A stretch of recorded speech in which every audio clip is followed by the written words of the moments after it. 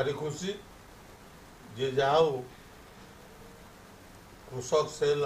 आवश्यकता थिला एवं आवश्यकता भित्ति करी माननीय मुख्यमंत्री कृषक सेल गठन कर कृषक समस्या आलोचना करा प्रतिहत कर नवनिर्माण कृषक संगठन मंत्री स्तरीय आलोचना थरे नुह दुई थर होती थे सेक्रेटेरिएट आउ थे कृषि भवन तेणु आलोचना वर्तमान सुधा चालू रही किभली भाव में राज्यर कृषक मान समस्या समाधान हम से सरकार जत्नवान से कथा मु कहूनी माननीय मुख्यमंत्री हृदयंगम कर चाषी समस्या समाधान करने से निश्चित भाव में विहित पदक्षेप ने मोर किसी प्रतिक्रिया नहीं आकाश कईया चिलिका माछ से मोर टिप्पणी दवा उचित मन करूँ आम कौन कौच आम कहूँ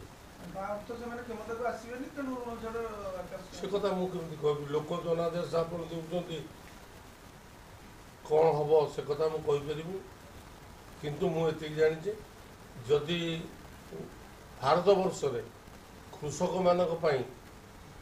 अधिक रु अधिक किए चिंता करता है सी हूँ नवीन पट्टनायक विभिन्न प्रकार क्षेत्र रुहतु बजेट ठू आरंभ करी